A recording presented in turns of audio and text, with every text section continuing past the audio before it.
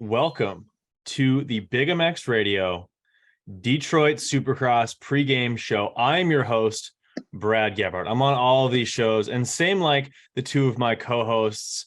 First and foremost, we have to get to the guy who's going to take an absolute beating tonight. He's off in Pluto.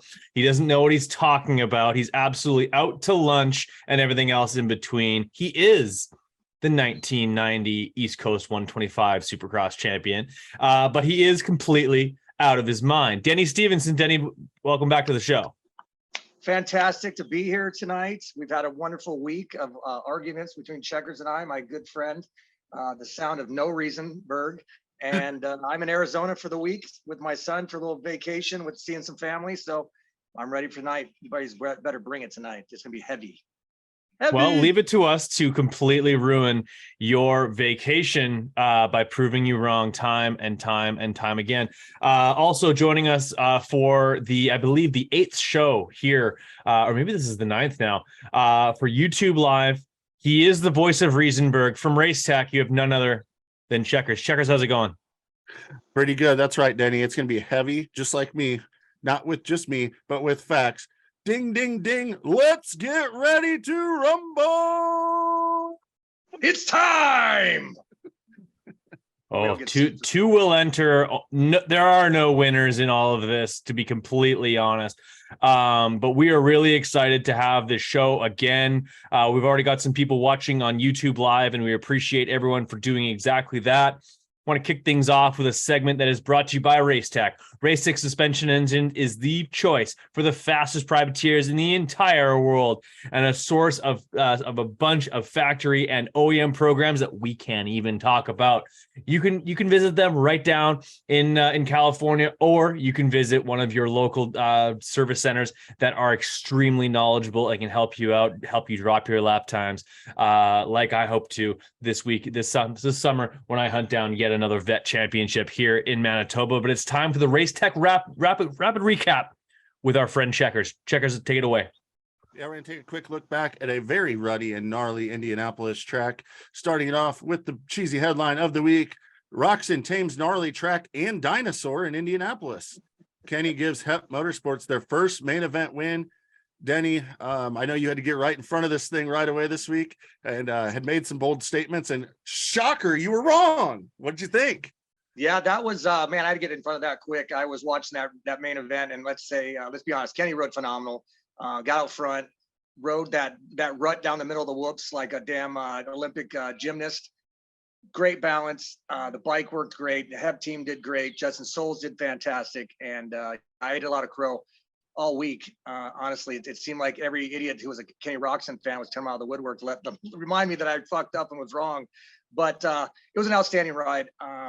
Nothing, I can't say anything against that. I think it's more about the fact that I just didn't think the motorcycle could get it done. I didn't think a 2018 RM 450 could win a main event. I didn't think it was capable of beating the other factory bikes. And as much as I'm wrong, I think that these other teams need to take a good look in the mirror and just realize they got beat by a 5-year-old bike with bolt-on parts they bought at the shop. So it's a great ride for Hep. Happy for them, happy for Kenny. And yeah, I guess now I'm going to have to say, call me when he wins too. Yeah, I saw that Chad didn't want to take your double or nothing bet, so I guess you owed the Reeds $100 because you know he needs that money. I was hoping for an autographed set of gear to give away a Moto Extreme, and it ends up I had to owe Chad $100. So bummer. Moving on in the 250 class, Lawrence runs away and requests silence in Indianapolis. Hunter unchallenged by the track or the media in Indy. Brad, you kind of brought it up to us about a little press conference thing with Hunter Lawrence and Nate Thrasher, and then he was great on the track, but maybe not so great with the PR department. Yeah, well, I really don't understand the silencing of maybe one of the most compelling stories within the series, especially on the 250 side all season long. You have a West Coast championship that is basically done and dusted. No one's really been able to challenge Jet for more than a couple of corners. But Nate Thrasher has shown times where he is every bit as fast as Hunter Lawrence. Obviously, Hunter's gotten the better of him more times than not. But this is a grudge match that needs to be talked about, and to not sort of fuel that fire and more eyeballs on it. They instead, the Hunter, obviously the Lawrence camp wanted to sort of silence that a little bit. And I was discouraged to see that. And it's kind of puzzling altogether, just because something as impactful as that, you'd think you'd want more attention to it rather than less attention to it. But that was their decision. I was bummed out to see it, but regardless, Hunter Lawrence turns in another sterling performance, an A+ from me. And he set sail toward a Detroit Supercross where I think he's going to have a lot of success. I mean, he's been pretty successful in that whole season. It's just perplexing to me because they're very smart with the media over there. And the day and age that we live in, the way that you get people to talk about something is you tell people not to talk about it, and they do the exact opposite. And that's been happening across the moto media all week, just not in the press conference, which I would think that the moto media throughout the week has more reach than the press conference. So pretty interesting on that. Yes. We'll see what develops from there. But moving on, Cooper's Webb can't catch Kenny or Bam, but catches red plate instead. Cooper Webb is the new points leader with a podium in Indianapolis. Another great ride. He was right there with the leaders, and pretty interesting race for Cooper Webb grabbing the points lead. Denny? Definitely Webb. It was an interesting race as far as Kenny out front. I think the track really suited him. The ruts, it was a slower paced, more technical track, which I think suited him and the bike once they've got that dialed in to turn. Bam and Webb, they went toe to toe, and we're seeing the best from Barcia. We've seen it a lot of time. He's been consistent this year, but we really haven't seen that blazing speeds, except these last 2 rounds where he's turned the fastest lap time in a main event, that Daytona and then that Indy. And we had commented earlier where, I personally felt that they dropped Webb. Webb was right there in the hunt, and they reeled in Webb or Roczen, and I was actually surprised that Webb was right there. But when there was on lap 25 to 27, Webb flew off the track, made a mistake, did something, dropped 4 seconds, ended up losing the race by 8 seconds. So as far as I'm concerned, he was unable to keep the pace for 27 laps and got beat by 8 seconds by Ken and Barcia, regardless of the fact Cooper is leading the points by a whopping 13 points over Chase Sexton. So I think it's right now, it's a Cooper Webb, Eli Tomac show. And I know we'll talk more about that later. You are ridiculous. We certainly will. You're so wrong on Webb getting dropped. You've been on this thing all week because the difference doesn't show 4 seconds in one lap. If he couldn't keep the pace off the track, then why'd he drop 4 seconds? It's like, okay, it would be a completely different scenario if Webb was going all out as hard as he could, and the best he could muster is a lap time 4 seconds slower. But he went off the track. It was a mistake. You have no idea. You're both bozos. He couldn't keep the pace. He either got into lap traffic, either messed up on the track. I know that Ken and neither Justin had a problem with the track or lap traffic, and they ran all the way to the finish on a perfect main. Webb made a mistake. Lap 25, dropped 4 seconds, and then 8 seconds behind the main event. I'm sorry, but that's considered getting dropped. Webb was unable to keep the pace, made a mistake that neither one of those two made, and finished the race 8 seconds back in third. He's still the points leader, obviously, and just one race means nothing, but he was dropped by those two by lap 27. No, not dropped at all. Here's the thing. What do we know about Cooper Webb? He is smart. He's a late race charging person. He was set up with 5 minutes to go. If you look at the lap times, he drops his lap time and is the fastest guy on the racetrack. And then he made a mistake going through lappers. It was because of the lappers throwing him out of his line that he made a mistake. Here's the thing. Barcia didn't make a Webb mistake. knew that his championship contenders were behind him. So he makes a mistake. Here's the thing. He makes a mistake. He tries to come back, realizes it's not going to happen. He cruises in on the last lap. That is why the gap was so big. He knew his championship competitors were behind him. He has the red plate now. He's been faster at 8 of 9 rounds already this year. All of a sudden, he gets dropped by them and he just doesn't have the pace. Are you kidding me? Roczen does what he always does. He barely closed, but he did. Congratulations to him. He managed his lead just barely. But it's just crazy. Like, this is Roczen's only his 6th career 450 win after March 1st ever. He is not a guy that's just going to outclose Cooper Webb. The thing is, he's been on the losing end of 7 of the 20 closest Supercross finishes of all time. You don't think Cooper Webb knows that? Cooper Webb's been part of 3 of the 5 closest finishes since 2003. And guess what?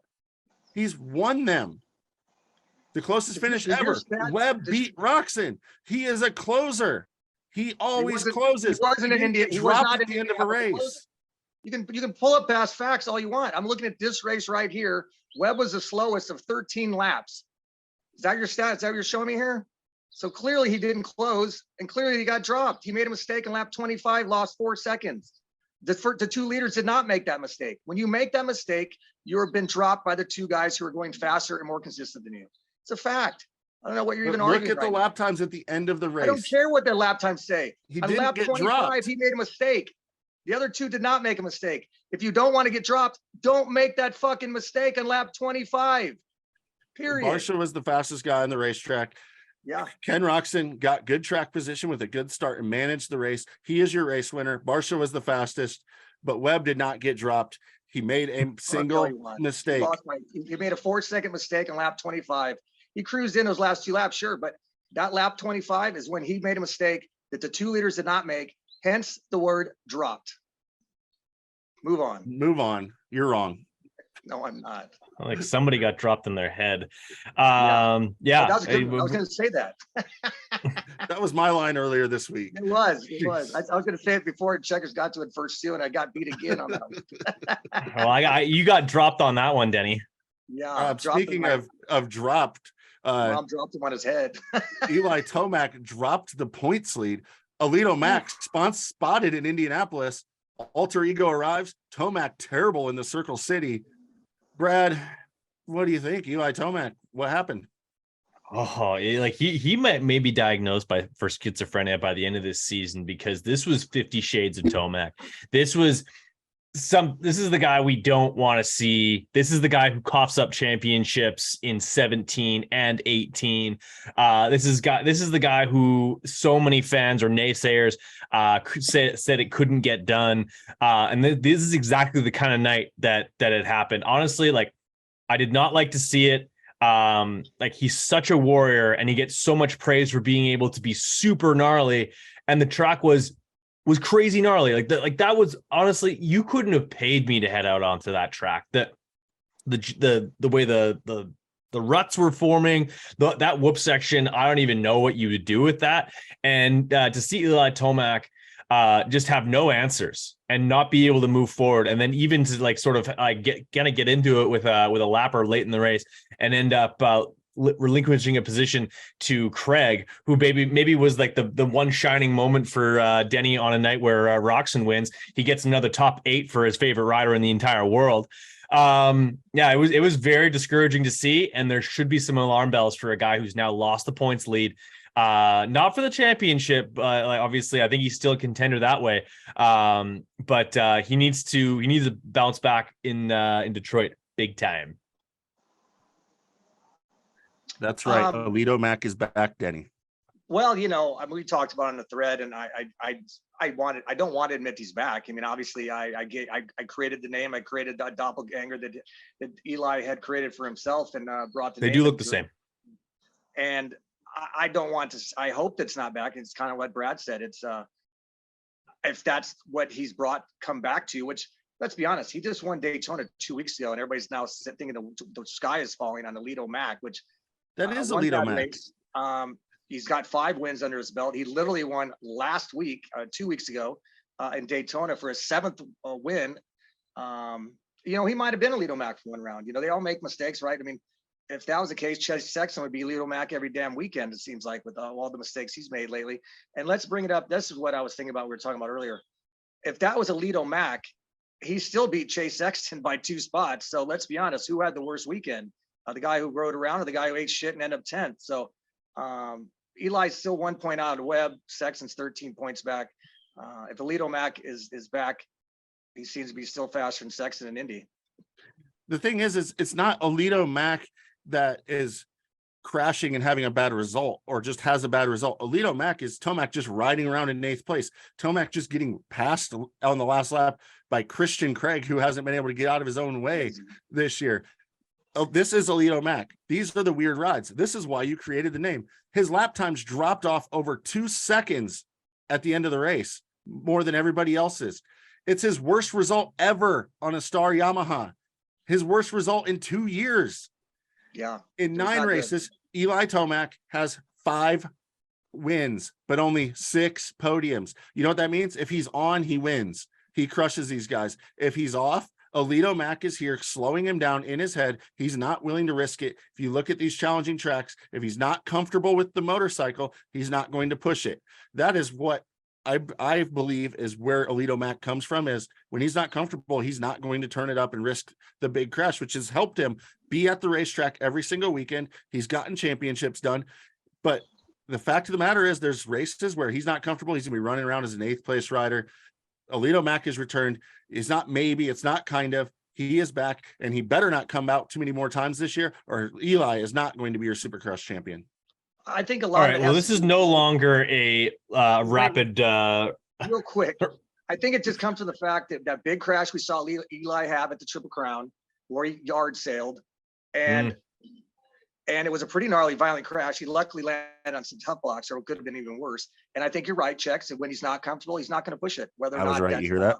Whether or not that comes from being the age he is, the success he has, the father he is, the husband he is. I mean, who knows? But I don't know. I'll start worrying about it when it's a repeat performance of Eli Tomac. But for right now, he's still only 1 point out of it in one last week. So we'll head to Indianapolis or Detroit and see what happens. You heard it here first. Debo says that Chris was right. It doesn't really matter what the argument was really about. Chris was right. Next up, will the real Detroit Supercross please stand up? It's a beautiful place to have a Supercross race. I'm so excited for this round. The soil, it's in the same region as Indy, but we don't get the same soft, rutted jump faces like you see in Indianapolis. That is basically a hallmark of that particular race. But the thing about Detroit Supercross, it gets hard, it gets slick, and sometimes you get those corners that just sort of fall away. So if you happen to have a guy that you're looking for on your fantasy team who likes to push the front, like an RJ Hampshire perhaps, or maybe a Martin Davalos of yesteryear, maybe leave him on the bench. Because there's been times where this soil is very unpredictable, very soft, and will just push away at a moment's notice. Keeping in mind as well, just this last week, Monster Jam was at this stadium. That means thousands of pounds of high octane jumping up into the air and coming crashing down onto the stadium floor, where the base gets super, super hard, icy, leading into these jumps. That means coming off of a Supercross triple, these guys are going to be hard on the binders, and the front end is going to go gone.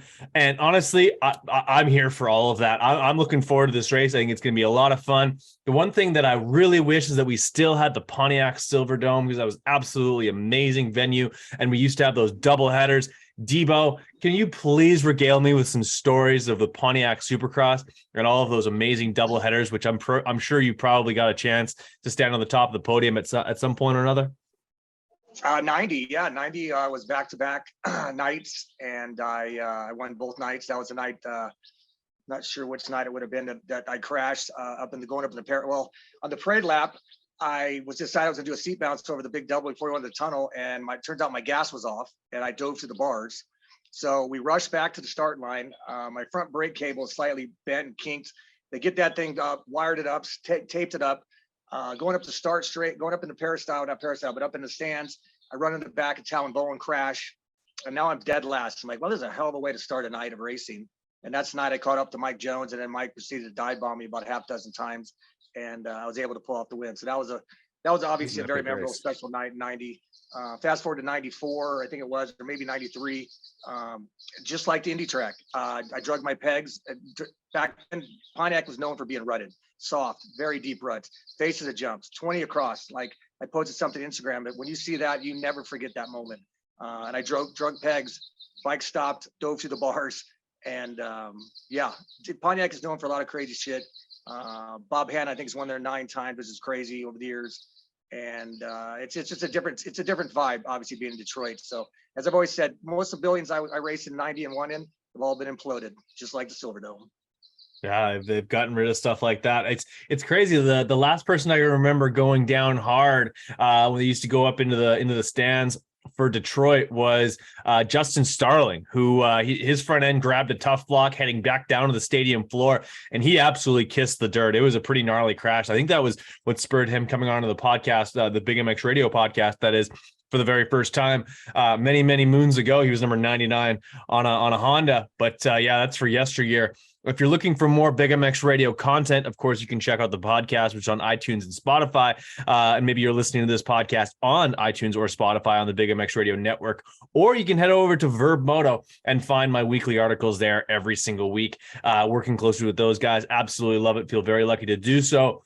All right, now here's checkers with last year's results, which are pertinent because a lot of these guys are still active in the sport. Yeah, it was a super interesting look when I was doing some research for this, looking at last year's results. I'm just going to run down the top 10 quick, but it's Tomac, Mookie, Barsha, Musquin, Brayton, Freeze, McElrath, Bogle, Hartranft, Clayson. 6 of the top 10 aren't even racing this year at Detroit, but you notice the guys like McElrath, Bogle, Hartranft, Clayson rounding out the top 10, or even Vince Freezy up in 6th. Where are your contenders? Well, if you think back, this is the race where Jason Anderson lost his front end and hit his head. 21st place. Cooper Webb, 20th place. I believe this is when he seat bounced a triple that wasn't a triple into a rhythm section. Yes. Forgot where he was on the track. And of course, Chase Sexton, 22nd place. Yeah, we hope that Chase got rid of these crashes. Now that it's been a year. Isn't this the same race that Ferrandis went down hard too? This is the race he tore up his thumb.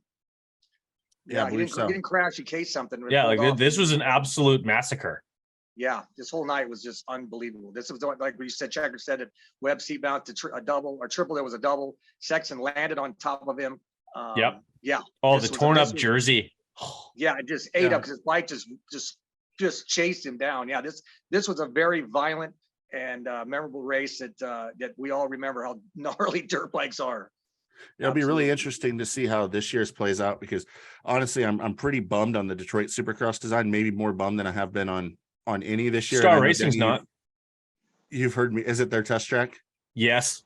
Yeah. So I didn't know that, but it's just this is like inch for inch. This is the layout that Star Racing Yamaha trains on every single week. This is to the letter what they have at home. I mean, they have a single 180 berm with a quote Supercross section in and out of the turn. All the other ones have a straightaway or something else, or a wall jump or something stupid coming in and out of them. Yes. There's long whoops, but there's a 90 coming out of them. And the reason that I struggle with the 90 coming out is you're coming down the whoops into a 90. Everyone apexes that 90-degree corner, and you start to drift over to everyone's going to fade one side to the corner, so you can't really get a run past somebody, and you can't go down the outside of them because you're left nowhere to go in the corner. All they have to do is block you. But hopefully this will be the last of it, because speaking of next up, as we're in the next up segment, we have 3 very, very unique tracks coming up. We have Seattle coming, which the weather and the ruts, you never know what you're going to get. Then you go to Glendale, where it's always big stadium floor and fast. And then we get our first speedway round. And then we have 2 elevation rounds finishing out the series as well, when we start going to both Denver and Salt Lake. So this might be the last kind of normal-ish Supercross that we see for quite a while. Absolutely. And you guys know me. I like my Supercross tracks the same way I like my motocross tracks. Big tits. All right. Next segment brought to you by MXD360.com. If you're not already on that website, you need to be. First of all, it's a lot of fun, even if you're as bad at it as I am. And just by entering and signing up, you can be entering to win a set of the King. That's right, Jeremy fucking McGrath. You can get a set of his gear. And it's also you could be playing the StormLakeHonda.com league. Go check that out, guys. Lots of fun. Some rapid fire questions. So get ready, Depot. This comes at you hot. 110 miles an hour straight down the pipe. Who ends the season with more Supercross wins? Jet Lawrence or Hunter fucking Lawrence? Hunter fucking Lawrence. I'm going with Hunter, man. We got helicopters even surrounding around. They can't believe it. There's right now, obviously, these rounds get one more shot at it. They get 10, while the West gets 9. So even if they went perfect all season, there's two shootouts. I think going to New Jersey, I think Hunter's going to get the best Jet in New Jersey. I don't know about Salt Lake. Jet's going to have such a big points lead. Who knows he's even going to race that. So I'm going to say at the moment that Hunter's going to go away with probably out of 10 rounds, I'd say he's always lost one. I'd say he's going to win at least 8 rounds or 9 rounds, and Jet will have 8 rounds. So Wow. even if they win out the rest of the season, yeah, They're just going to run the table. That would be like an epic amount of dominance. Honestly, I'd be here for it. These guys are incredible. Checkers. I love what you did with this one, Checkers. Best finish 2023 Supercross series for Christian Kregerson. I think Christian Craig's best finish will be a 5th place finish. I think he'll get a single top 5.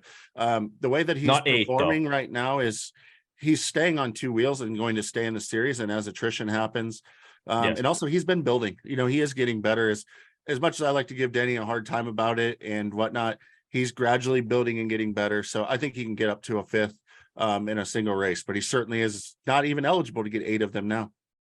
No, that is actually true.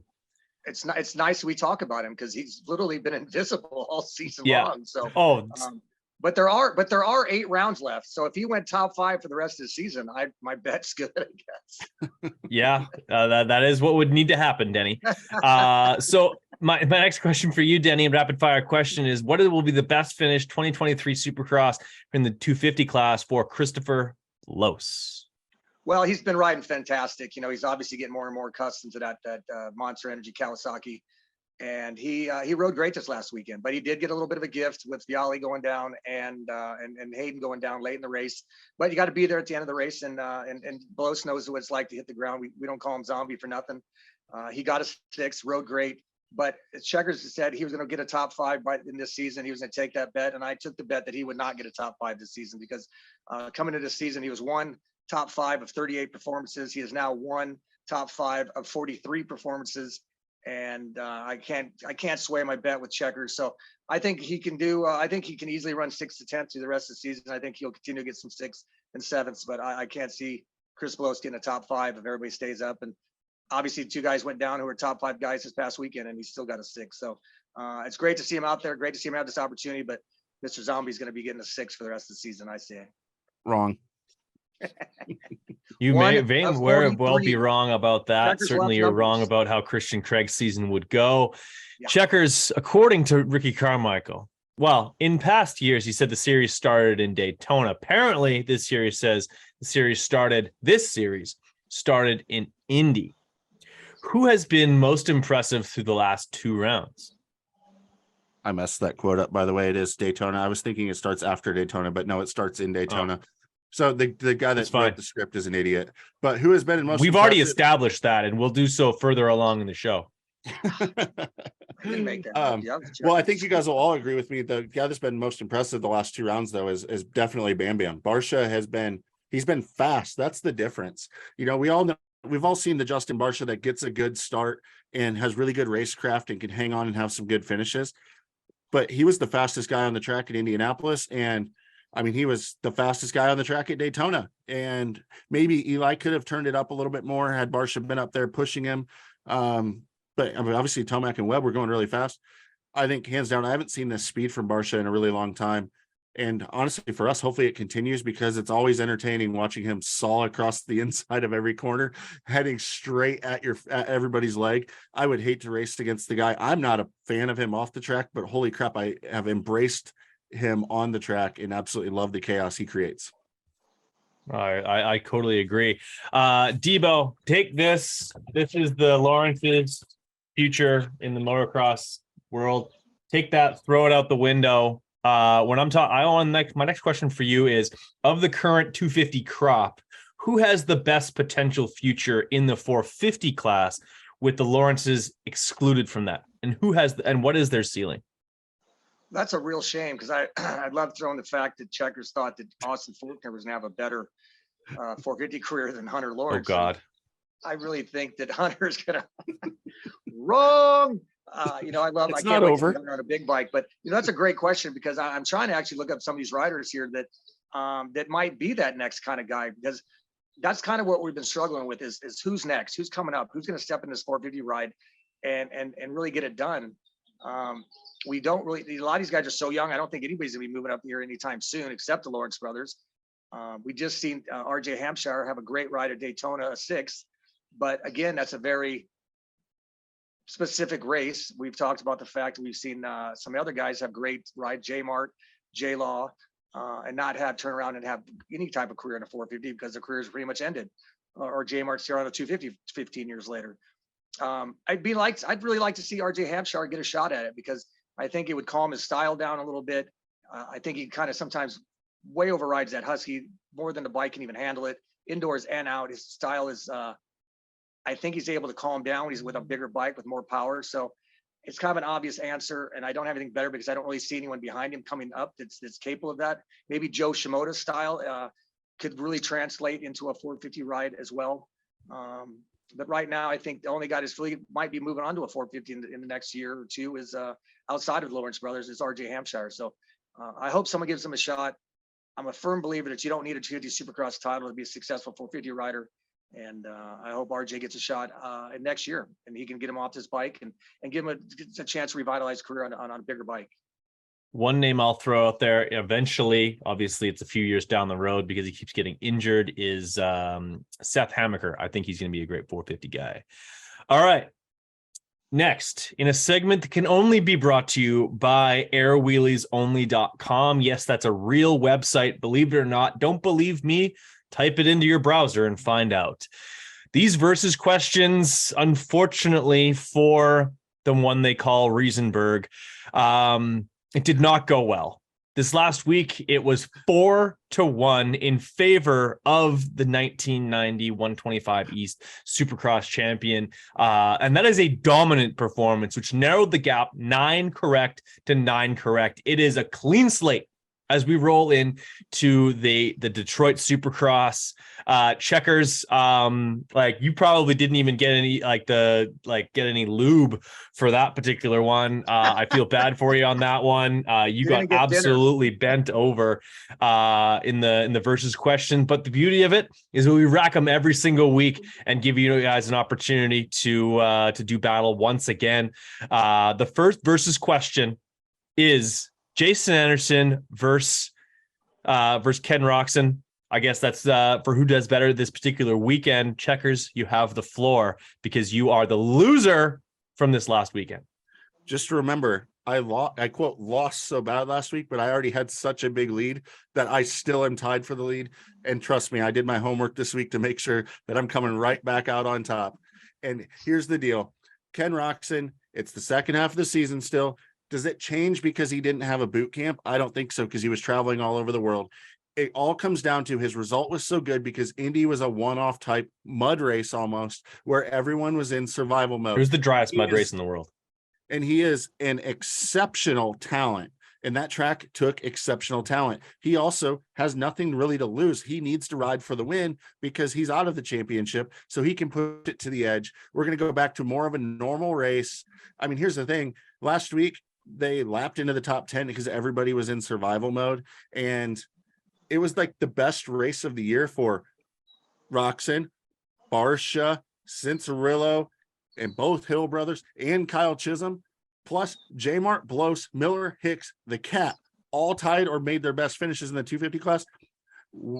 It's because it was a crazy one-off race. So Roczen's not going to just go win again in Detroit or be incredibly good in Detroit. And you know who was great in Detroit last year? Jason frickin' Anderson was absolutely the best guy in Detroit last year before a very small slip up caused a freak like crash. If he would have just washed the front end out, he still wins that race last year. That's how good he was. Anderson needs to rebound. He's going to rebound. He will smoke Roczen in Detroit. No problem.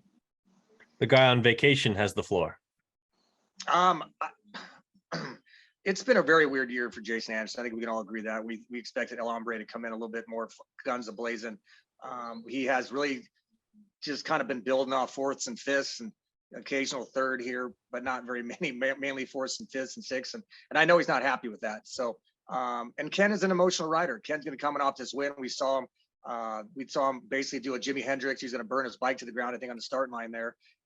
He had the Kickstarter ready from old Justin Soul or Travis Souls. And I think Ken will carry this momentum in. I agree that track, the rutted track, was very unique. I think it definitely played into Ken Roczen's style, very technical, very slow paced. I think the faster the tracks get, the more sweeping they get. I think Ken will struggle a little bit, but the way the season was going, I don't see Jason coming out with guns ablazing. I don't think we'll see what we've seen last year. And Checkers talked about being a crazy one-off race last week. I think we just talked about what a crazy one-off race Detroit was last year. I think we could see some more of that craziness. And I think Ken Roczen will take down Jason Anderson in Detroit. And let's be honest, between Checkers not being tied at 9, the series doesn't begin until Detroit. Fair enough. Moving on to the you guys are this is going to heat up, and honestly, we haven't even gotten to the maybe most hot button topic of the podcast. Thanks to everybody who's watching currently on YouTube. We appreciate the increase in viewers as well as the comments. Everyone get in there and weigh in on what you think of how these guys are building their arguments, as feeble as they may be.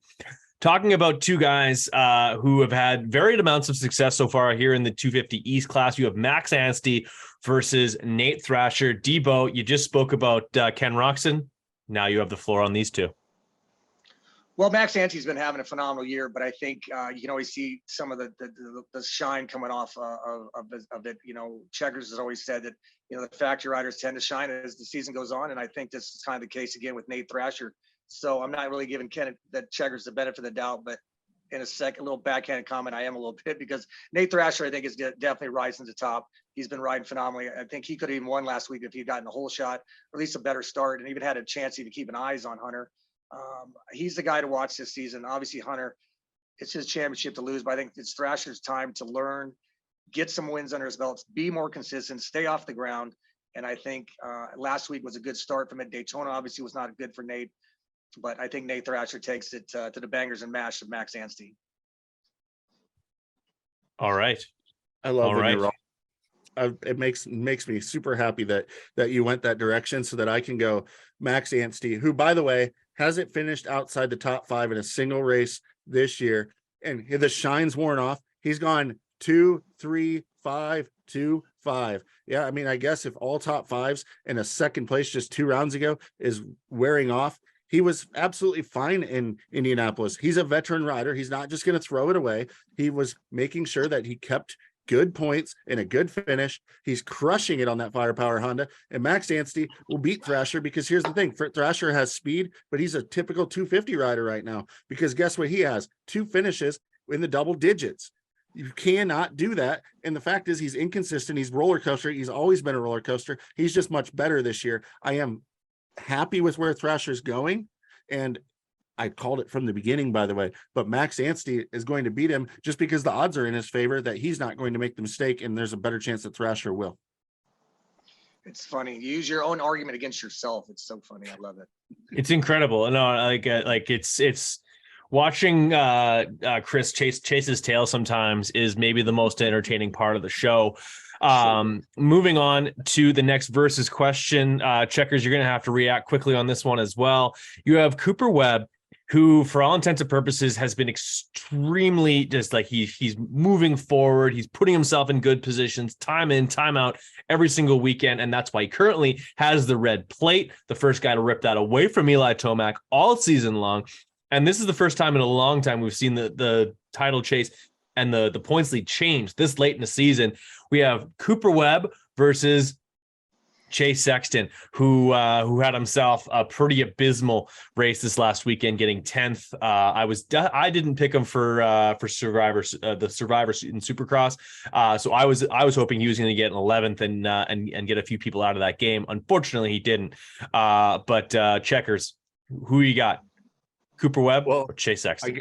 I guess it's time to get into this right now. We get into it now? Yeah, we're going to get into it now, because I can't hold back on this. Denny fucking has right. been saying all week, it's been driving me flipping insane that, oh my goodness, Chase Sexton is out of this title fight. It's a whole 13 points. Oh my goodness, he's not going to be able to get it done. Well, guess what? There's this guy that's actually in this title fight. His name was Eli Tomac. After round number 9 in 2017, he was 24 points down, and he had the points lead after round 15. Get him, Checkers. Sexton. Yeah. The other thing, the field is deep right now, and with that, guys like, Cooper Webb and or perhaps Eli Tomac, they get in the mix, give Sexton points. If you get one like fourth place finish, that lead's cut in half. There's a lot of opportunity to make up a lot of points for Chase Sexton. And the fact of the matter is he's still the fastest guy. And here's the final point that's going to make this different. Chase Sexton is no longer in a mode where he has to protect being a title contender, try to be safe to stay in the points hunt. The pressure's off now. It's either win and make up points or you are out of it. So now Chase doesn't have that in the back of his mind, which makes him think he's going to shut the brain off. He's going to relax and he's going to ride his motorcycle, and he's going to ride it faster than all those guys because he's the fastest guy. He's going to figure it out. Chase Sexton is far from out of this title fight, and the title run starts right now this weekend. So yes, he beats Cooper Webb. Denny, tell us why I am right and you were wrong.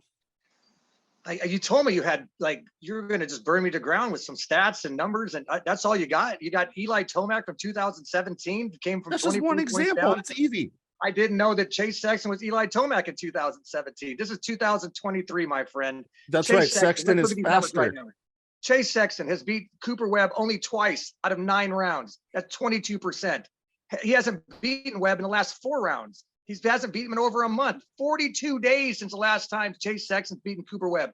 42 days. And he's only beat him twice out of 9 races. So all of a sudden, he's just going to flip the switch in his last 8 rounds and start dropping Webb like no habit. We know Chase Sexton doesn't have it.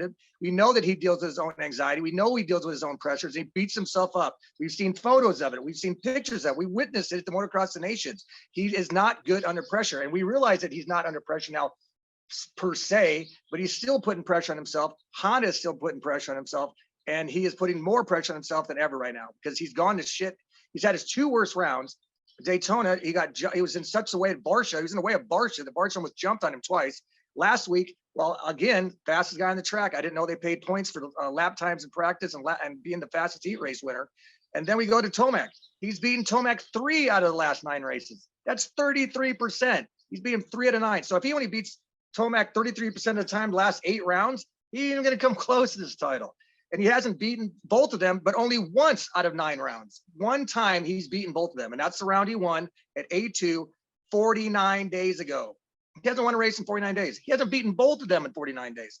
So if you think that either one of you think that Chase Sexton's going to all of a sudden flip some magical switch and be calm and get shit done these last 8 rounds, I think you're both crazy. I think you're nuts. I think he's a fantastic rider. I think Chase is the future, but he's got some demons he needs to fix with himself. He needs to stay off the ground and start winning some races. Just finish the race in podiums because he's got a long ways to go before he makes up 13 points. I will give you this one benefit of the doubt, though. If he flips this switch next week and pulls off a win, it's definitely drawn closer. But if he does not does not beat both of them at Detroit, his season is done. 0 opportunities. But he's not done right now. You just admitted that I was right. Thank you very much. He's budging. Yeah, if he doesn't win Detroit. Thank you. I'll take my win. They'll put him back that in. Was huge. That was just, I can't believe you, Denny. I can't believe you just like wave the white flag like that and concede the win to Chris. I said if he gets in it, he could be back in it, but I still say he has 0 chance. 0 chance. Detroit will definitely help his problem, but if he gets drops by both of them again, he's now going to be 16. Oh, now he got dropped. He dropped himself. They didn't drop him. Himself. Denny white flag Stephenson, ladies and gentlemen, I don't even know what to say. I've never seen someone roll over like that other than maybe like a submissive dog with his paws up or something like that. Awesome. Denny, I am flabbergasted, shocked and appalled with you basically just handing the win over to Checkers like that. Honestly, exactly what you said. It's very big of you. It's very big of you, and I applaud your maturity, which is new. And I understand that. Yeah. Good job. 0 chance. I love it. Okay. Last versus question for Denny to get wrong is Tom Vial or Tom Viali, as he is better known by Debo, versus Chris Blos. I think we know which way this one's going to go for Debo, but Debo, you have the floor. I'm going to steal this one right out from underneath the Checkers. I think Chris Blos will beat Tom Vial because I think Blos is getting a little bit better. I think Vial is getting better as well, but I just want to take Blos so the Checkers can use him basically. And but Vial's been making mistakes. He's been up on the ground a lot, which he's been kind of famous for, despite having 2 world championships. I think if you've watched the MX2 series the last handful of years, Tom should probably have more than 2 world championships in that class, although I don't think he can, because he's thrown away a lot of championships. He's an excellent crasher, a big crasher. And I think he'll continue to make some mistakes as he learns Supercross. There's nothing wrong with that. The fact that he has just picked up Supercross in the last 6 months, if that, is very impressive how well he's riding. But I believe the Zombie's going to put it to him, the experience. I believe this is Chris Blos's 44th main and a 250 main, that is. And I think experience will prevail over the 2 world championships. Wow. Well. I'm just going to say this. I told you how terrible the track was as far as they're literally S-turning back and forth across the start straightaway. There's a lot of flat stuff. So maybe it's basic enough that Tom Vial will be really, really fast, because we all know he's fast. He's a good starter. Starts. Passing also will be very difficult. Those are all good things for Tom Vial. But guess what? This is my game, Denny. See, I'm the commissioner of this one because it was originated on airwheeliesonly.com. And nothing says that I have to go the opposite way. I presented a case for the opposite side. But I'm also going to tell you, it's going to be Chris Blows. He's went 7. He's went 6. He's getting his top 5 for me this weekend, so that you're wrong again. So I'm still winning, even if we quote tie on this one. And I have a feeling the base is going to be hard and the whoops are going to be big, and Blows rips when the whoops are big, and Tom Vial definitely does not. So I'm taking Chris Blows as well, and I don't care what you say. That was the most poopy pants way to answer that ever, and I think you should be docked points for that reason and that reason alone. Good thing and I can always tell when Chris has added things afterwards in scheduling these versus questions, when the format does change on me halfway through reading through it, and that's also on me for not reading through the script properly prior to starting the show. We do have 2 more versus questions. Adam C. and Cerullo versus Christian Craig. Checkers, you have the floor. This one's really difficult for me because I think it would be pretty easy if we didn't see Adam Cianciarulo be really good last weekend, coming off the injury. But I'm going to go right back to the same argument I used with Ken Roczen. Adam Cianciarulo is one of the most talented guys in the field on a dirt bike. He has been his whole entire life. And it was a skill track, and plainly a skill track. Christian Craig, also a ton of skill, had a great finish. But what the difference is when they go back to a normal track, Craig is building in a positive direction. AC just came off of being off the racetrack. I have a feeling that AC is not going to be able to have the stamina to last the entire main event. I have no problem thinking Christian Craig is in shape. He passed Tomac late last weekend on a physically demanding track. So I am going to go Christian Craig beats Adam Cianciarulo in Detroit. But I think it's a really good question and a close one. Denny, where are you going? Well, I'm not going to be a pussy like you and side with you just for the fact that I would rather go down a blaze of glory than to agree with you on anything. So I will regretfully take Adam Cianciarulo because I'm a Christian Craig fan, and I thought Adam rode phenomenal last week. I think he blew everyone away. That no one expected him to come back from that thumb injury and ride as well as he did. And he was right on the tail of that lead pack for a very long time. He did not kick in, the wall or drop the anchor that we've seen at a lot of these rounds where he just ends up kind of riding around. He was competitive all the way to the end. But again, like Checker said, it was a very, very technical track, which Adam is a very technical rider, one of the best we've seen in a long time. But this track will be a little bit more open, a little bit faster pace. And I think we'll see Adam probably just settle in a little bit. He gets way better starts. He's obviously probably whole shot the thing. Craig, I don't think he's had a top 10 start we've seen all season long. Except in that heat race when he got smoked by RJ. Yeah, that was not good at all. But yeah, I can see Adam getting the whole shot. I see Craig starting about 12th, and I see him ended up about 7th and 8th by the main event. So I got Adam Cianciarulo beating Christian Craig because unlike Checkers, I'm not a pussy and going to side with him. Fair enough. I'm glad to see you're being more mature about this. Few shows ago, for those who haven't watched those ones, these guys actually, I believe they agreed with each other 3 times. And then I had to go excuse myself to the bathroom and throw up because I was absolutely disgusted. This is for sure the last versus question for this particular round. Debo, we're going back to you with Eli Tomac versus the field. Who's going to finish better? So basically this question is Eli Tomac winning this weekend or what? Yeah, I got Eli coming back. I think he's going to rebound. He just didn't like the track last weekend. And like Checker said, it was a one-off, very, you can't call it a one-off race. for Kenny to win, and then say that it's not a one-off race for Eli having shit luck, or not shit luck, but just riding like shit. I think Eli rebounds. I don't think he's in his head like he used to be at the Cowie. I think he's happy with the bike. It's going to be a much different track than we saw in Indy. It's going to be much drier, as you said, probably some marbles on there. And I think Eli will rebound and take the win in Detroit and take the points lead. Obviously, he's only a point down from Cooper Webb right now. I think the track will suit Eli better than it will Cooper, and I see Eli Tomac taking the win, taking the red plate right back. Checkos. I didn't know which way you would go on that one, so I'm glad you did. While if you look at the stats, and I do agree that last weekend was an Eli Tomac rare performance, not something you see. And Tomac hasn't lost 2 races in a row all year. I don't know if you guys knew that. Yes. So you could argue for that, but here's the difference. You took one guy, I get the rest of the field, and I can think of a case for 5 different guys that can beat him. Fact of the matter is, Cooper Webb has confidence, a smirk on his face, and a red plate that shows he's ready to go to do battle. Then you have Justin Barcia, who's been the fastest guy on the racetrack the last 2 weeks in the main events. And then you have Chase Sexton. Guess what? He's been the fastest all season, whether you want to admit it or not. No, he has been. He needs to get back on the winning track. And then you have Jason Anderson, who's still hungry. He's still fast. He had 7 flipping wins last year. He doesn't just all of a sudden suck. He has been good. He just hasn't put himself in good spots. His starts have been off, but it only takes one good start and some good opening laps for Jason Anderson to reel one of these off. And finally, you said it, Roczen, he's a mental guy, and he did just win. It could trigger something. I don't see that happening, but you just give me 5 reasons to say the field will beat Eli Tomac. One of these guys is going to get it done and make me look much smarter than you and give me another point. Denny, what do you want to say that's wrong now? Just a quick question. Ask both you guys. I'm curious. If you couldn't take, obviously, the top 3, and you had to choose between Barcia, Anderson, and Roczen to win this race, which one do you take of those 3?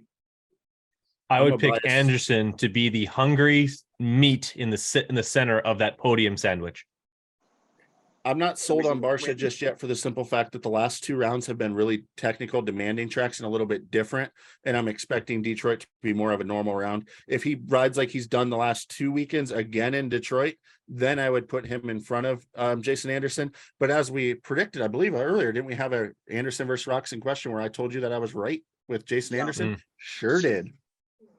All right, so fair enough. Yes, it would be nice to see one of those 3 guys step up and get a win. I think it just adds more interest and excitement to the series. So despite the fact I took Tomac for the win, watching one of those other guys pull off another victory like Kenny did last weekend is just makes the sport stronger and drives us crazy on the couch and just drives excitement. So yeah.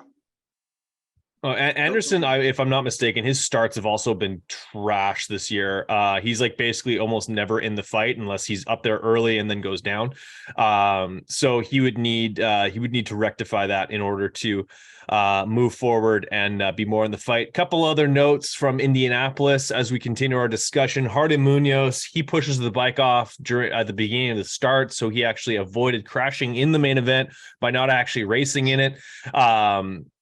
Between the battle between himself and the Cat, aka AJ Catanzaro, the Cat has actually beaten Hardy 2 out of the 3 mains that they've raced at the same time. Although the one time that Hardy was able to beat the Cat was a 10th place finish, which I think is more or less the trump card. As although the Cat has shown a lot more improvement and a little bit more speed in general, because there's honestly been years not so distant past where he's not even made the night show out of qualifying. He has completely changed that around. He's maybe going as fast as he ever has. Well, he got a podium one year in a completely decimated 250 East class. That's way back. I think that was like 2013. But anyway, those 2 guys have been doing battle with each other. It's a race within a race that they're probably not even aware that they're in. But Kate, what do you want to say? Well, what could it possibly be, Chris? Really, though, really. We just had to have a Hardy Munoz update in here because we love Hardy. And I just want to clarify that is no longer a race or a battle. Hardy has far exceeded the Cat as far as speed. They both, as you said, have improved. But Hardy's improved more.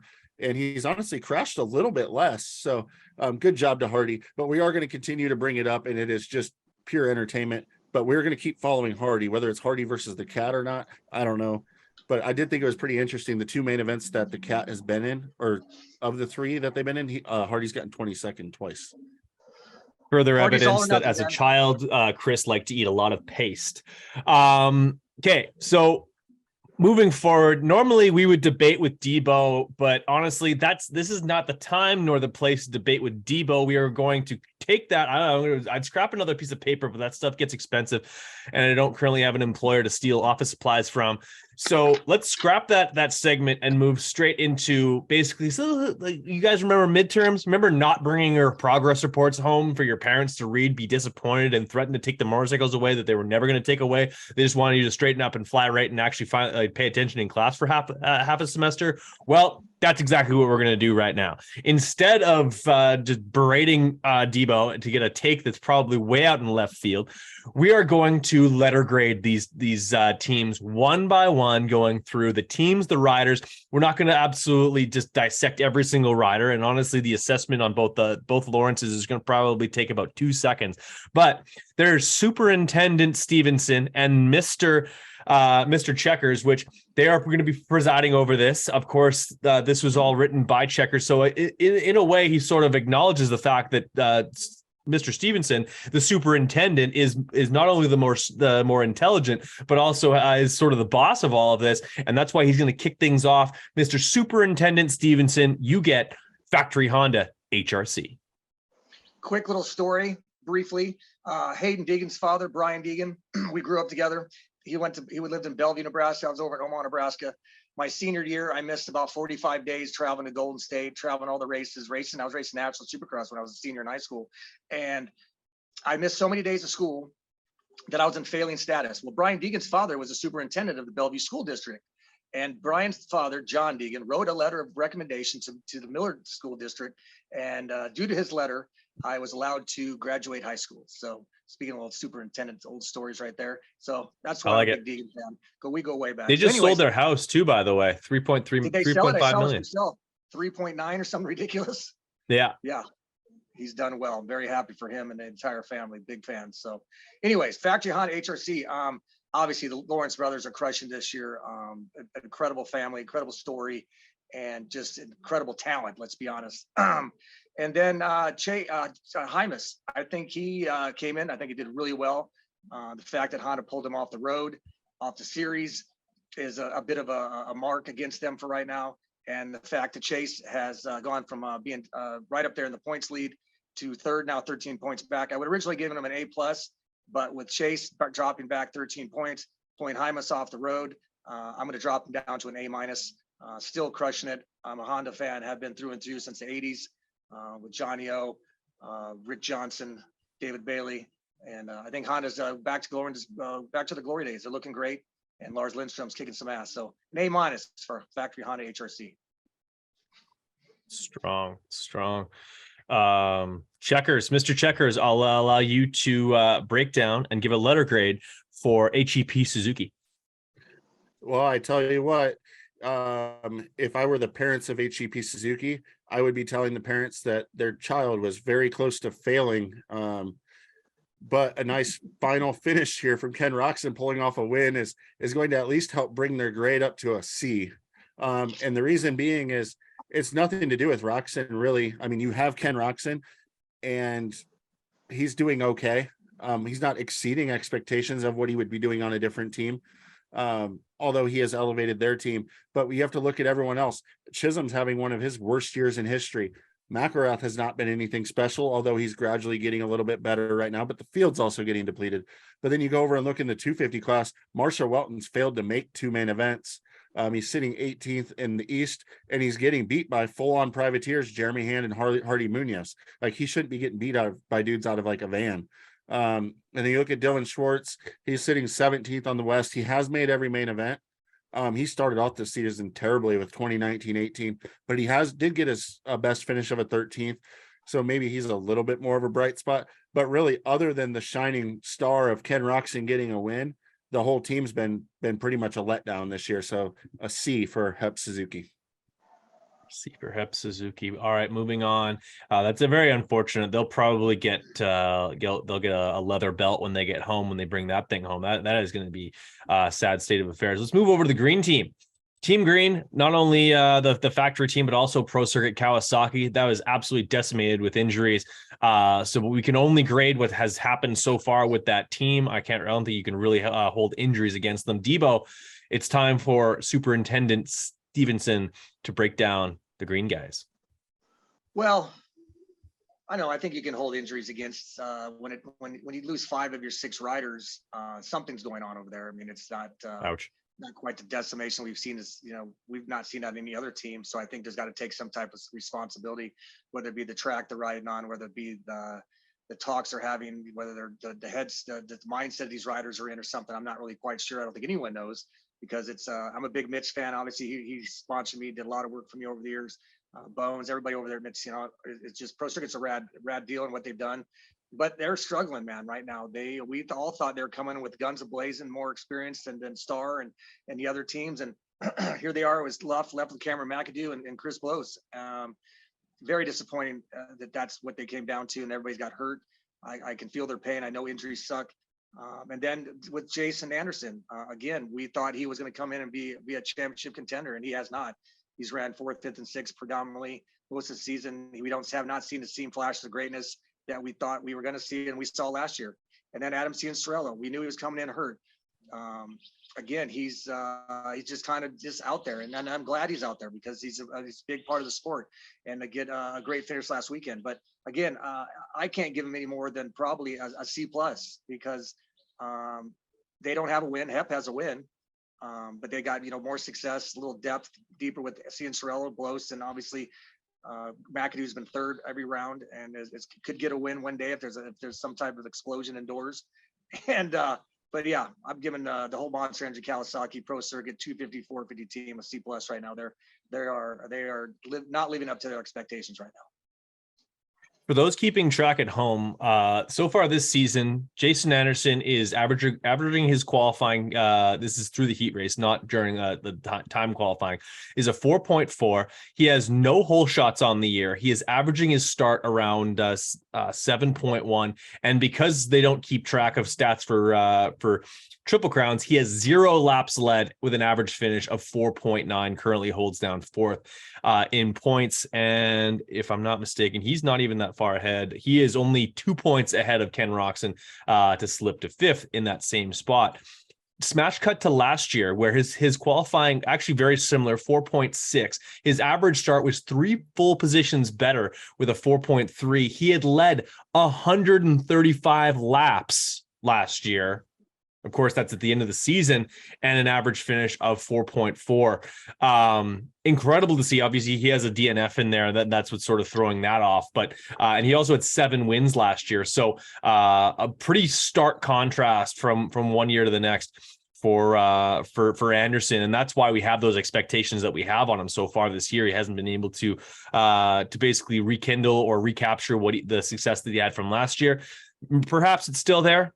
Checker said that he's still hungry, so maybe he's able to like grab hold of that down the stretch, but that'll be yet to be seen. Mr. Checkers, you have Red Bull Factory KTM.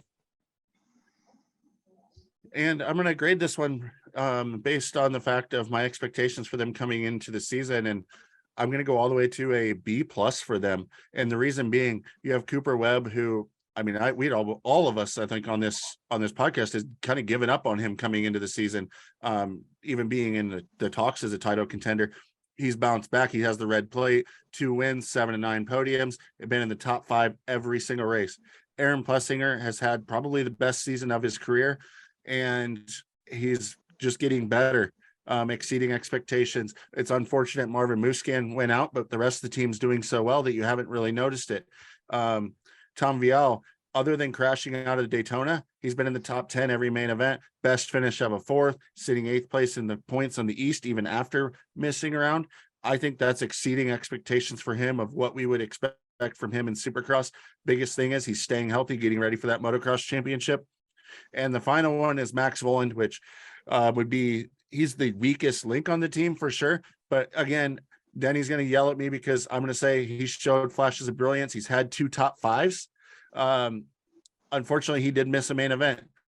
But in my opinion, Max Voland is also much improved, sits 8th in the points on the West, and he has the rest of the season to continue to get better. I'm very high on the Red Bull KTM team, and I'm giving them a B+.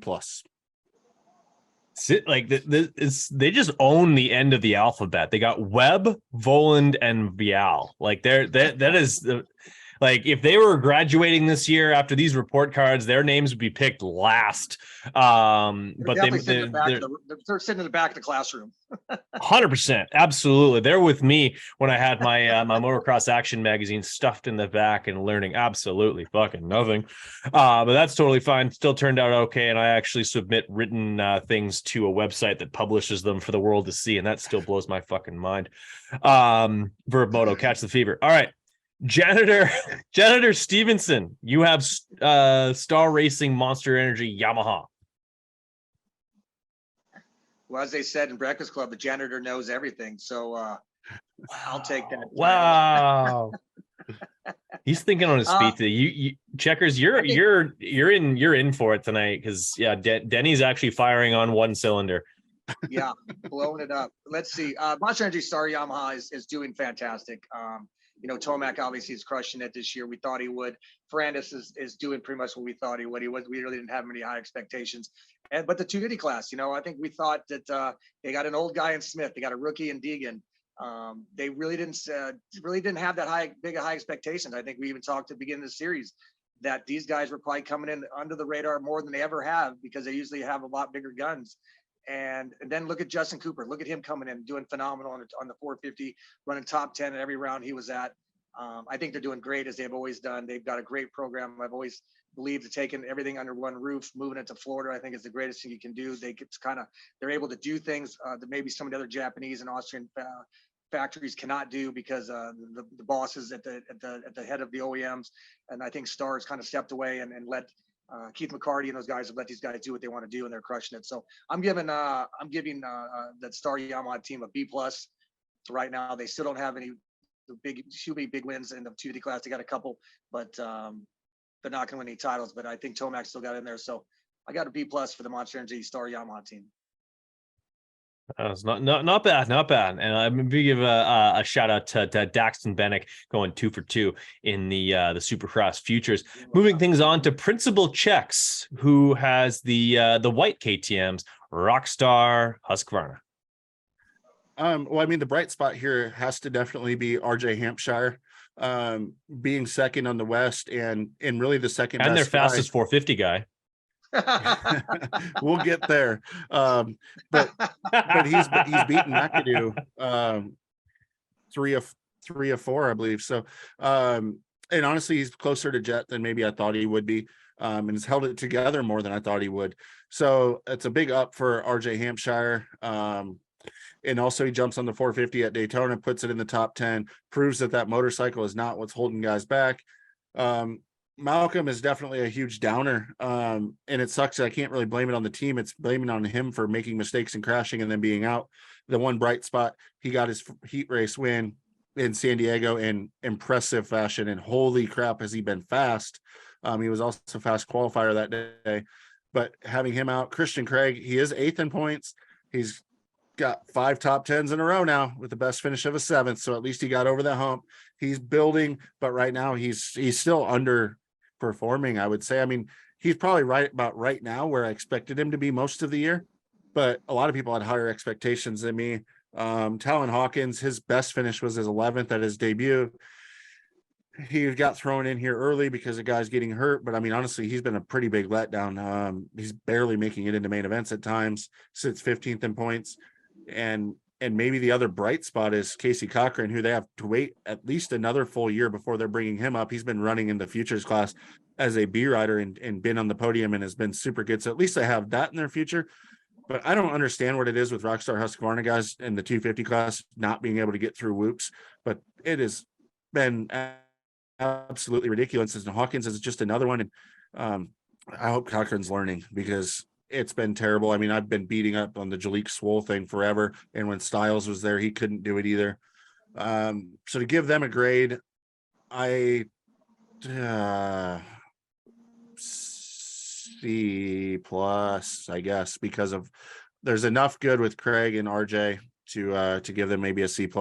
They're passing, but just barely.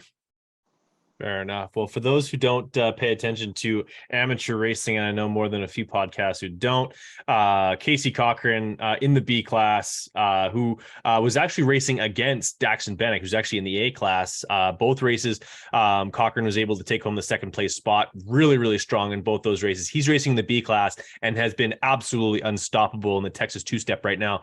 They finished up in Freestone. He grabbed 2 championships, and he's well on his way to 2 more championships at Underground right now. And fingers crossed he ends up showing up to the World Mini, which is hosted by Verb Moto. They're finally bringing that race back. It's at Mesquite this year, April 6th through 9th. It's going to be a really cool format, and hopefully a few of those guys. I think Jet Reynolds is going to race it, but hopefully a few of the more West Coast guys like Cochran end up showing up.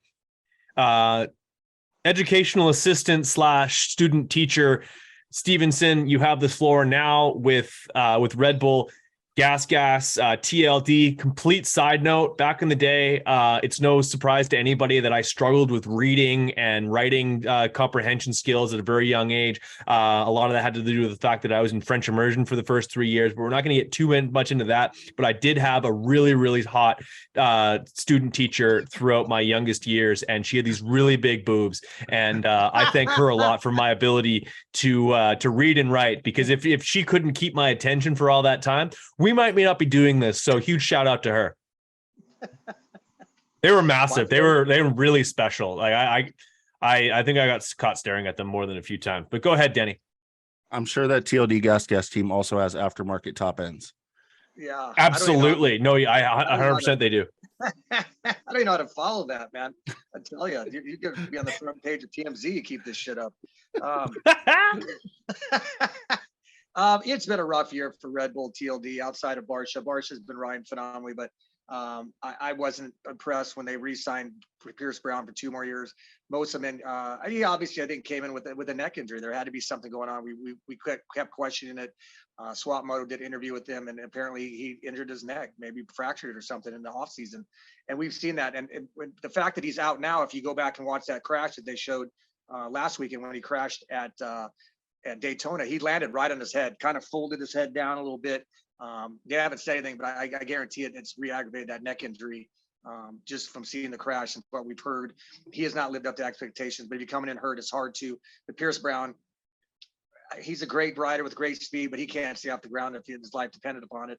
I think that the 50 class has been a pure wash for both those guys, which is a disappointment because it's a great team. Troy Lee puts together a great program. A huge fan of him, obviously.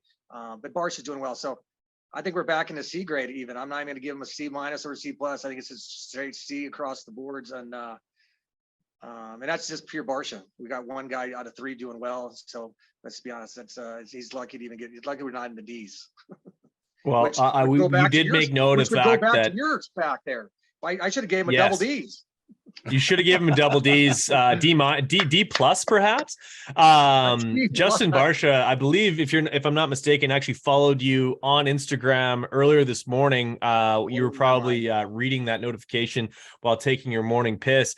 But in all seriousness, you might want to reach out to him via DM and ask him if his back is hurting from carrying the team every single weekend. It's been if they have a D, or even a C minus, it's because of Justin Barsha so far this year. All right, boys, it's time to dream on, get into that fantasy land and just sort of like drink it all in. Fantasy motocross is a beautiful, beautiful thing. And Checkers, you know more about this stuff than I do, completely honest, because whether it's the versus, the head-to-heads, or the drafting and stuff like that, I am like, this is not where my forte exists. So I'm going to hand things back to you, my friend.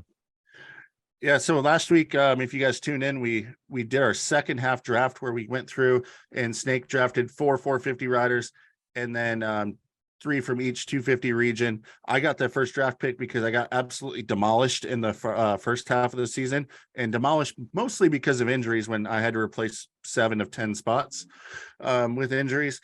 But we kicked off segment 2 in Indy, and I have a fresh new team and fresh hopes, and I took the win, but not without yet another injury, as Michael Mosman decided to sit on the sideline. So if you look over here, actually, I look on our spreadsheet that I'm sharing, the red means injury. My first half, I had pretty much all red all across my thing. Mosman was replaced with Colin Park, and now I have 8 replacement riders on the year now. And but I got 121 points last week with my team, and you can see each of our teams over here. Brad, you beat Denny at least, but you did it without Colt Nichols. We had a rule in place that if you hired a rider that was already on the sidelines, that you didn't get them back if they just chose not to race. So you were without Nichols and Debo, 107 points minus Ferrandis. And believe it or not, the reason Denny has such a big lead, as he has 1,102 points to Brad's 1,013 and my 991, is because that's Debo's first injury of the year.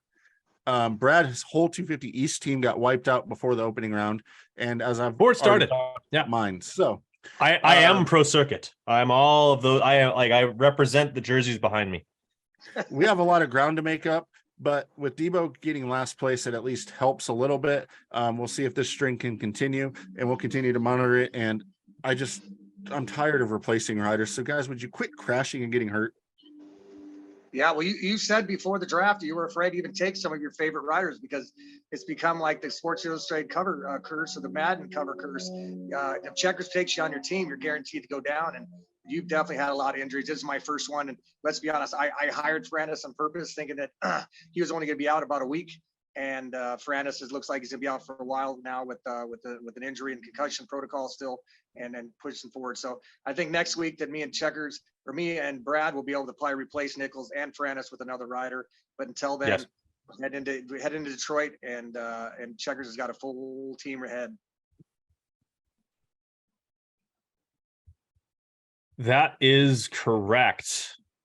And it's going to be really interesting. So now, Denny, this is moving into the Moto360.com. And if you're not already playing, everybody, you need to go do that. It is a salary-based league that is so much fun to play, even if I'm extremely bad at it. And I got out of last place, absolutely crushed it this last weekend, and was able to pass someone who probably did not submit. I would use crushed it loosely.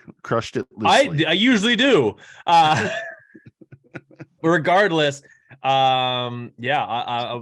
throw it over to Debo to break down this. We have some head-to-head tournaments starting this weekend. Yeah, I like to make games within the games. I want to make everybody have a chance to get their money's worth. Between outside of winning McGrath's gear, outside of winning the bike and whatnot.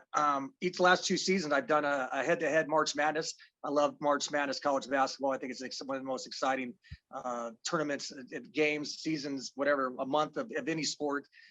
So I do a 64-man invitational. A lot of it's on Facebook, a lot of people on there, a lot of the top teams, a lot of the OGs. And some friends who bribed me to get in because we have not been doing well. I don't even know how I got in a damn tournament. I think I'm like 89th overall. So we got 64 teams going head to head this weekend. It's a fun tournament. The winner wins a boxing trophy. The first year Checkers won it. He went undefeated through the whole round. And we used to do it a double elimination tournament. You had to lose twice before you eliminated. Checkers didn't lose one time, went all the way through the thing, won the trophy. Last year, our friend Nick Tesbert, Suzuka on the site, he won himself the trophy as well. And this year we're going to single elimination, one and you're done, baby. So another fun game within the game. The winner will take home the trophy and the title of head-to-head March Madness Battle Royale champion. And am I mistaken, or am I facing off against the red plate holder, Checker's sister? Yes, you definitely are. Brad, you're one of the guys that must have bribed Denny to get in because you definitely didn't qualify. No. I believe that you're in 160th place That's right. on the site. And he said it was 64 teams. So somewhere doing the math, I believe I was the only one actually that was in the top 64 out of the 3 of us. That's correct. To actually qualify. 53rd, by the way. So you know what that means also is I'm kicking your asses. And guess what? I kicked your asses again last week. I went with a little different strategy. I haven't gone this many hot riders maybe ever in MotoExtreme360.com.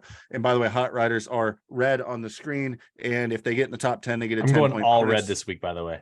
Otherwise, they just get their normal points, which usually isn't very good. And that really actually hurt my team last week. Even though I beat you guys, I had 11th, 12th, and 13th in the 250 class. If you guys remember back to the pregame show, I was highlighting Owen, Miller, Hicks, saying all those guys could be really good picks. Really look at those guys. Well, they almost were really good picks. They just turned out to be average picks. And then to top it off, I also had Josh Hill in 11th in the 450 class, missing out on the 10-point bonus. But Nate Thrasher, Cooper Webb put her on the podium as well. Christian Craig hits the bonus. Justin Hill hits the bonus. So I had a pretty good week and kicked your guys' butts. Debo, how'd your team do? I was very much like you. In the fact that I had 11th place, Chase Owen. I had 9th place, Colin Park, so that got me some good points. Jeremy Hand was 16th, so that was a little bit disappointing. But then Nate Thrasher got me a second, so it was pretty good. I think the 2D class was pretty much what I could have expected. I got a hot guy, got me 10 points in Park, just missed it, Owen, obviously. And then the 450 class, I was very just like you, man. When Chase Sexton is your high money guy, and he crashes when he's in second and ends up 10th, and in the process of getting 10th, he takes out your 11th place team, who I got. I had 9, 10, 11, 12 was my team in the 480 last week. So I know the feeling of just missing it. I mean, if Chase could have just gotten 11th, just let Josh Hill get 10th. I would have got 10 more points, or at least 9 more points, which, a little bit of points here can just astronomically shoot you up to the standings. So I went with Hill, Wilson, Hill, and that was 9, 12, and 11th. And then Chase Sexton, who got me a 10th. So as soon as you know that your highest money guy goes down, your team's pretty much shot, because you based everything on that guy. And that's kind of what I did. Took it in the shorts. Well, unfortunately, when it comes to my team, like the guys I picked were a lot different than yours. And that's, I think, why I did so poorly. Me playing fantasy motocross with you guys is a lot like when a young child wants to play a board game with the adults, and you don't fully understand the rules of the game, and you're just sort of throwing stuff out there, and what the result is being basically decimated by many. Like, this is not a game where you can make up a lot of points week in, week out, and I hemorrhage points to you guys in a boatloads on a regular basis. It is both demoralizing and sort of reminds me of if there was a kid that's maybe slower or maybe not as in shape as his friends, and they're all kind of take off and he's like, wait for me, guys. That's how I play motocross fantasy. That's basically how MotoX360.com goes for me. I'm looking to try and change that around this week. What's up, Brad? let me give you a piece of advice and really help you out, okay? Hey, I picked the winner. Helps. I picked Ken Roczen on my team. Fuck you guys. I have one piece of advice for you, and it will completely change your life and at least make it not as miserable. You have to at least select riders who are at the race to get you points. Who'd I pick? Fuck. You have Michael Moseman, which wasn't even a cheap pick. It's not like it's a guy that was like $7. You wasted a lot of money on Michael Moseman, who didn't even show up at the race. So if you take that one piece of advice, it'll make things a little bit better for you. At least you might still suck, but maybe you can get to 21st. And I email out reminders, Thursday night, Friday night, I honestly, last week, instead of fucking around with my team, I said it when we did our show, and then I didn't open it again. So that's on me. Yeah, that's on you for sure. It's all on you. I sent out a cheat sheet on Saturday after the qualifying race day live. That kind of gets a cheat sheet, shows all the salaries, the riders, where they're ranked 1 through 30th with the qualifying. So if you can't figure it out, cheat sheet. Yeah, well, just be honest, those cheat sheets are probably the most damaging thing you can do. You start chasing lap times. Chase Sexton, fastest guy in practice, gets a fucking 10th in the main. Yeah, he's going to win a national title, isn't he? Supercross title 2023, Chase Sexton. Well, either way, I'm letting you guys know right now, the winning team, 250 class, Cullen Park, Jace Owen, Hardy Munoz, and Talon Hawkins. 450 class, Christian Craig, Justin Hill, Dean Wilson, Shane McElrath. That is possibly, they are all red. I don't know if you guys know, but there's an amateur team, Jace Allred, I believe, or Ty Allred. My team is very much like them, all red. And I don't know if I'm going to win or lose, but I'm risking it for the biscuit. So we'll see. Just fucking Jesus, take the wheel.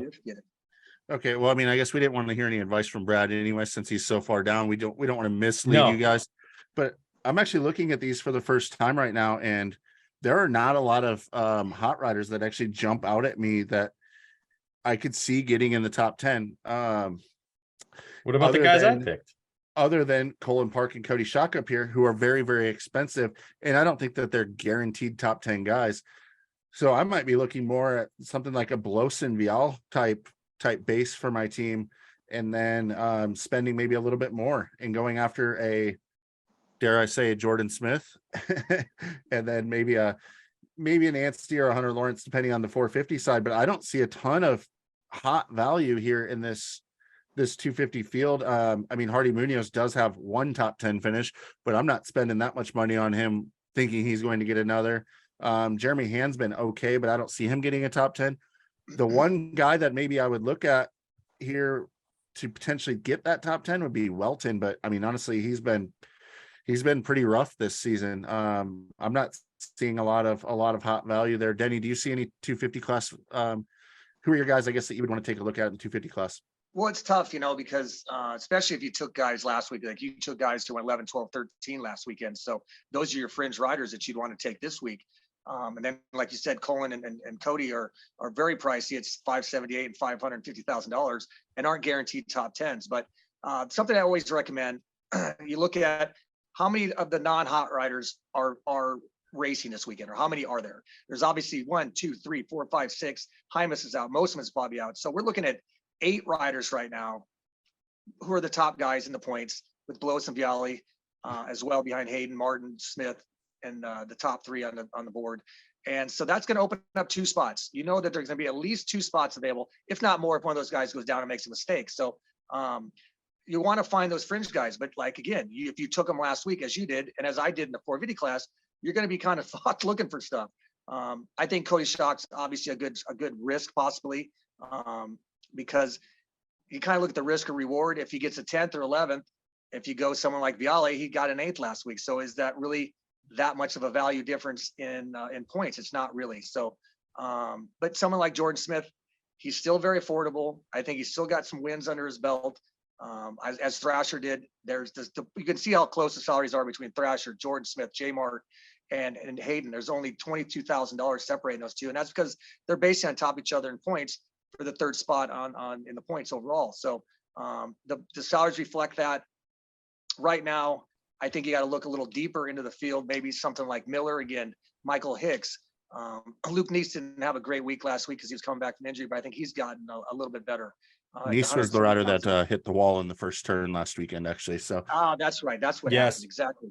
And Brock Pappy, he was been riding really well, had some great results. Hunter almost landed on him, or did it, obviously, when he was lapping him, broke his clutch lever off, and Brock ended up at 20th. I don't think that's a true reflection of what he's capable of, but he's down there at $100,000. I think it's a great value. Devin Simonson, he did not qualify last week, but he had some good results prior to that. He's at $85,000. And then you got old Jack Chambers. The man, I'd say I'd rather marry a monster girl than try and take Jack Chambers again. And he is down there at $43,000. But the kid is fast. He gets great qualifying results. But he's only been in the main event one time. So he's very dangerous. AJ Candizaro, he lays down some serious great times in qualifying, but he's the type of guy, like you've talked about, he doesn't always put all 100% into all 15 minutes plus 1 lap, and he's running around usually 19th to 21st or 22nd, and you're getting, 4 to 3 points. But at $50,000, that's a great deal. You got Lane Allison, made his first main event last weekend, got an 18th for 3 points. He's now up in the salary range of about $36,000. So if you're going to take someone up there like Cody Schock and those guys, you're going to have to look a little bit deeper in the field. And I think get riders like Brock Poppy, maybe Simonson, maybe Notsky, it might be a good price, and Luke Neese. So got to look deep. Looked at those double-digit numbers. Is Neese still hurt? No, he had his foot looks super bruised and stuff, but he was fine last weekend as far as racing. It was just literally, he made the main event, just got pushed off the outside of the first turn into the wall. So while we're talking about injuries, just for 1 second, did you guys hear about Bubba Pauly's thumb? I heard it was ripped off. How did that happen? He lost it from here onward and is now at the ICU and is literally they reattached it. They've had to try it twice, and he legitimately has leeches, actual fucking leeches, trying to get blood flow to the damn thing. I heard you poor do not guy. want, you better have a strong stomach if you look at his IG page. I'd heard. I have not looked. Holy crap. That's gnarly. Very gnarly, Yeah. obviously. Anyway, sorry to interrupt. Yeah, no. I'll go back to being quiet during the fantasy part. Go ahead and go 450 guys that you want to highlight if you want to, Denny. Obviously, Adam C. and Sorello, Christian Craig are still hot right now, due to the fact that they're what, 9th and 10th, I think, in points. And there's what, 1, 2, 3, 4, 5, 6, 7. There's only 7 guys racing possibly in the 450 class who are in the top 7 in points. Cooper's out, Muskin's out, Ferrandis is out, Stewart's out, Savacci's out. So Steven Sorello and Christian Craig are possible good hot riders, but they are expensive. If you're going to take 2 of them, that's a big chunk of your money. And again, someone like myself, I took Josh Hill, Dean Wilson, and Justin Hill last week. They finished 9th, 11th, and 12th.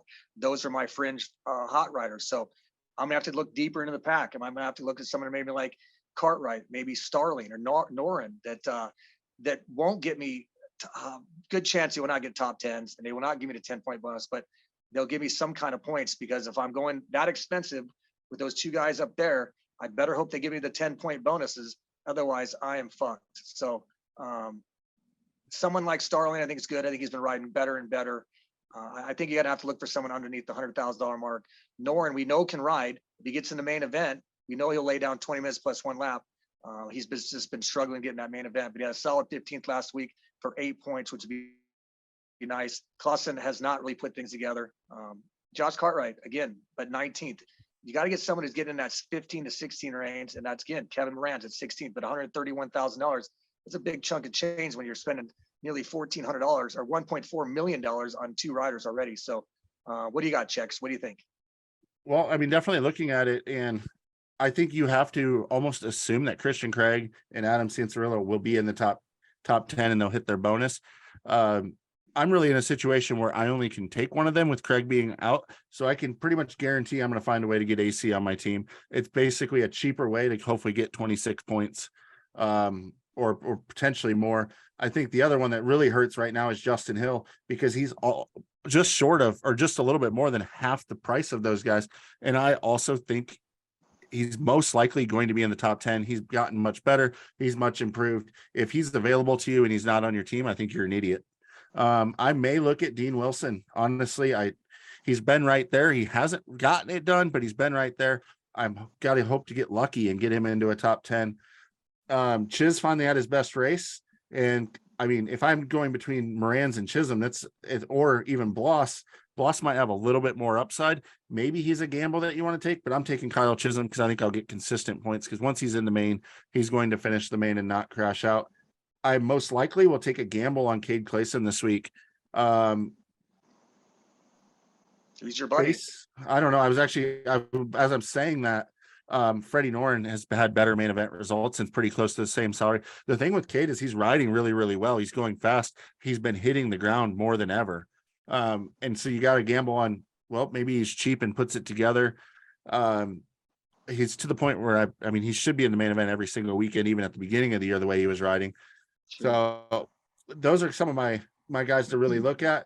It is very interesting right now that Cooper Webb is now the most expensive guy, but it's not much more than Tomac.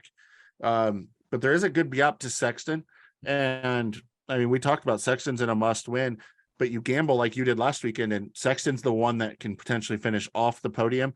At the last not last minute, but the last minute on my Thursday team, I made changes to be able to jump from Sexton up to Webb because of the consistency. Because I'm more looking to not lose and have a guy get a 10th like Sexton with crashing. I was more into the Cooper Webb thing, and it paid off exactly like that. We've talked about a bunch. Barsha, fastest guy. He's the cheapest guy that I think can be on the podium. Aaron Plessinger, I think, can be maybe at the top of a 4th. So those are the guys that I'm looking at. I'm going to try to whip through a prelim team if you have yours ready and want to present that, Denny.